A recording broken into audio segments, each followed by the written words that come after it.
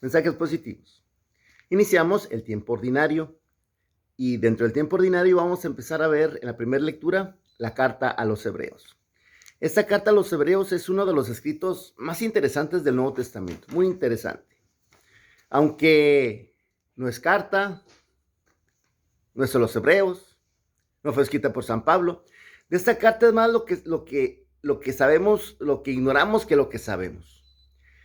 Se pone dentro del corpus paulino, pero ya hay una unanimidad de que no es de San Pablo.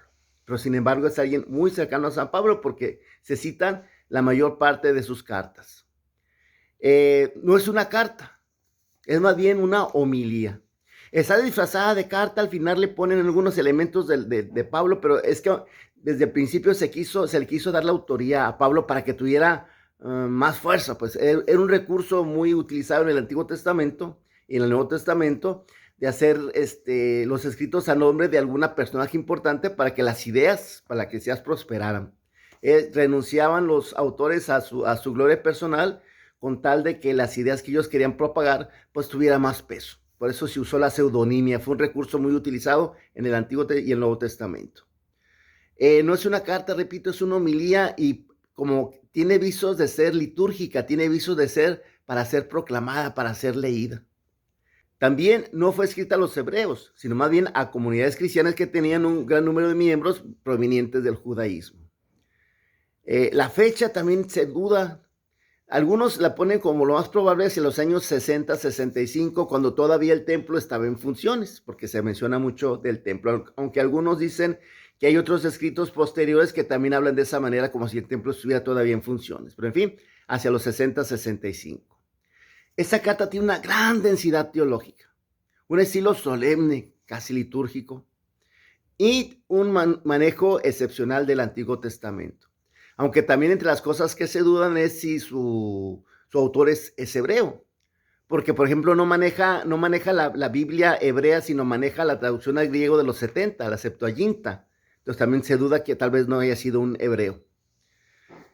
Entre los posibles autores se menciona incluso a San Lucas, a Bernabé, Clemente de Roma, y el que se menciona un poco más, así tal vez con un poco más de peso, es Apolo, que fue un judío alejandrino mencionado en Hechos de los Apóstoles, Hechos 18, 24 27, donde se menciona que era un muy buen predicador.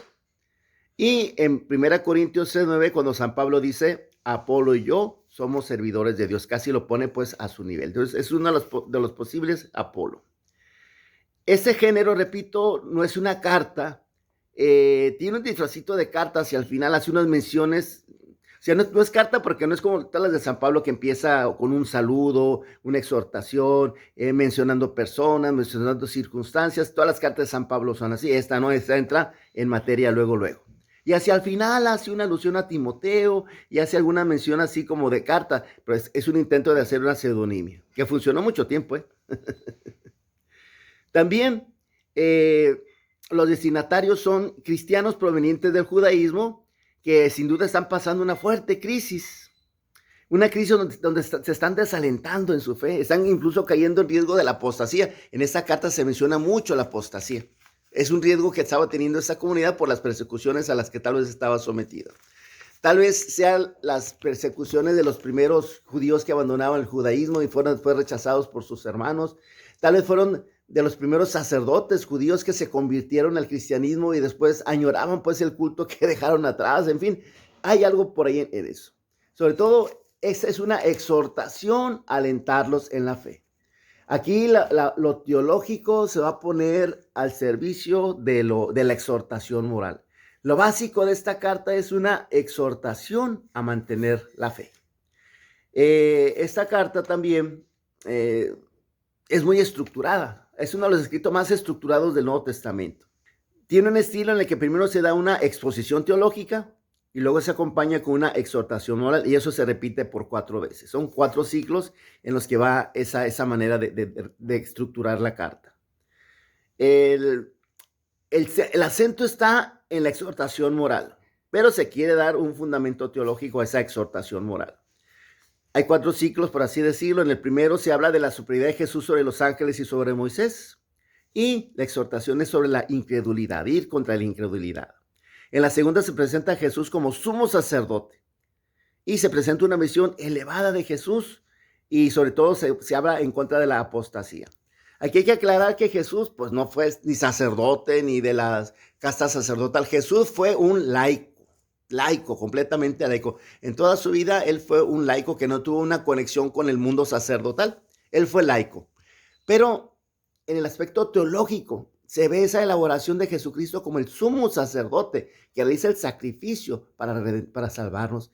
Se ve como toda la liturgia del Antiguo Testamento es una figura de esta obra que Jesús iba a hacer por nosotros. Es muy interesante ver aquí el sacerdocio de Cristo como nos lo presenta. Pero históricamente Jesús fue un laico, eso que nos quede claro, ¿verdad? También en la tercera vendría una extensa exposición precisamente del sacerdocio de Jesús. Lo presenta muy superior al sacerdocio del Antiguo Testamento. Entonces ahí la exhortación es a la importancia de la fe y otra vez va contra la apostasía. En la cuarta se presenta a Jesús como el más perfecto modelo de fe y ahí se relaciona con figuras del Antiguo Testamento. Y la exhortación es a seguir el ejemplo de Jesucristo y perseverar en las adversidades. Una carta muy interesante que vamos a ver casi todo lo que queda de este mes de enero. Vamos a ir siguiendo esta carta. Muy interesante, ojalá que la podamos ver. Los invito, como siempre lo hago, a que le den una leída, a que vean el texto para que veamos a qué nos vamos a estar refiriendo. Muy interesante, muy bien estructurada, está escrita en un griego muy fino. Es un buen trabajo literario, además de ser un buen trabajo teológico, es un buen trabajo literario. Por eso el autor tuvo que haber sido alguien de peso, alguien importante. El texto de hoy que vamos a ver es la introducción. Hebreos 1, del 1 al 6. Vamos a ver, ustedes van a ver cómo esa introducción es muy diferente a todas las introducciones de las cartas de San Pablo. Empieza luego en materia. En distintas ocasiones y de muchas maneras, habló Dios en el pasado a nuestros padres por boca de los profetas. Ahora, en esos tiempos que son los últimos, nos ha hablado por medio de su Hijo, a quien constituyó heredero de todas las cosas y por medio del cual hizo el universo. Ya es una teología muy bien elaborada la que se ve en esta carta. El Hijo es el resplandor de la gloria del Dios, la imagen fiel de su ser, el sostén de todas las cosas con su palabra poderosa. Él mismo, después de efectuar la purificación de los pecados, se sentó a la diestra de la majestad de Dios en las alturas, donde está tanto más encumbrado sobre los ángeles, cuanto es más exceso el nombre que como herencia le corresponde. Porque, ¿a cuál de los ángeles le dijo Dios? Tú eres mi hijo, yo te he engendrado hoy. ¿O de qué ángel dijo Dios? Yo seré para él un padre y él será para mí un hijo. Además, en otro pasaje, cuando introduce en el mundo a su primogénito, dice, adórenlo todos los ángeles de Dios. Entonces vamos a ver cómo se presenta la figura de Jesús con mucha autoridad, con mucha fuerza. Es una carta muy interesante. Los invito a que la vayan leyendo, váyanla leyendo. Es extensa, ciertamente, pero vale la pena que la saboreemos. Vamos a conocer mucho de Jesucristo, de la obra de Jesucristo por nosotros. Vamos a ver muchas cosas muy interesantes a lo largo de este mes en esta carta a los Hebreos. Váyanla leyendo. Los invito a que me ayuden a compartir esto. Ya saben, aquí vamos viendo día a día lo que la liturgia nos sugiere para conocer más la palabra de Dios, para conocer más nuestra religión. Ayúdame a dar a conocer ese mensaje, ayúdame, compártelo. Invita a gente a entrar a ese grupito de mensajes positivos. Si estás en Facebook, ponme un comentario aquí abajo. Un puntito que me pongas ayuda a que este video se vea más veces. Tú sabes que la dinámica de Facebook, si no hay un comentario, pues el mensaje pasa. Y siguen los memes y siguen un montón de cosas que aquí solemos compartir. Que es divertido. Pero hay que aprovechar también ese espacio para formarnos más en nuestra fe. Ayúdame, ¿no? Ponle un puntito, un comentario, para que más gente pueda ver este video. Te invito a que este apostolado que es mío, hagas también tuyo. Mensajes positivos.